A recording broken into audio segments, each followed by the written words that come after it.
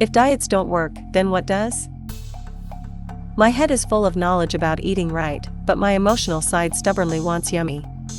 The media is full of images of the slim and beautiful, but the body is practically stocking up just in case. Models XXL scare even more than skinny girls, but the smell of cinnamon from a Cinnabon temporarily turns off the control system. Who will win in this fight? And is it even possible to win in the fight against myself? It brings to mind the Buddha and his middle way, the way of balance and harmony. After all, our task is not to suppress some part of ourselves, but on the contrary, to feel ourselves as one, multifaceted, versatile and adaptable to all situations. And to skillfully use different qualities of our body, mind and psyche. To begin with, we have to make a sensible assessment of what we have, see our own peculiarities and take it as a starting point. That's the way it is now, and it's illogical to challenge what we already have. If something doesn't suit you fundamentally, you can work with it for a long time. I almost didn't write fight. But there is another option. You can look at your life more broadly, as if to take a step back from the current picture to see a broader perspective. Babies, when playing hide and seek, can simply cover their face with their hands, thinking that this is how they have hidden.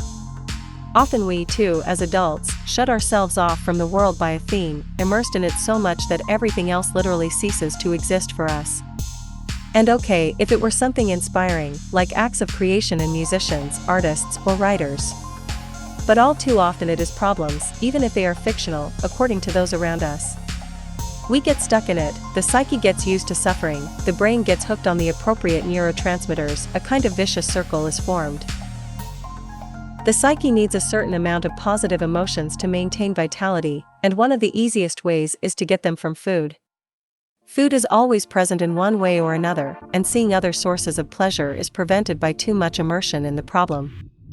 If, however, it is possible to broaden one's vision, to take the focus off the painful subject, one can discover other ways of pleasing oneself. As our horizons broaden, we see more opportunities to apply the characteristics we have discovered in ourselves.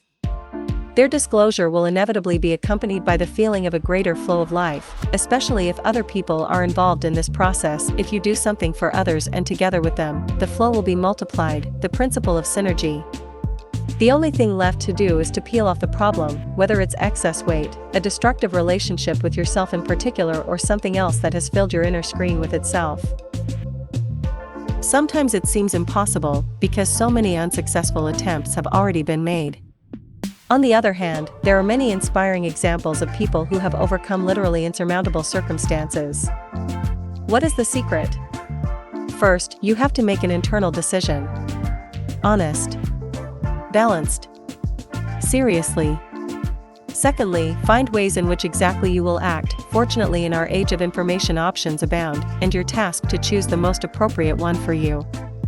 Third, but no less important, enlist the support of reliable people, friends or like-minded people, those who have solved or have already solved a similar problem in their lives.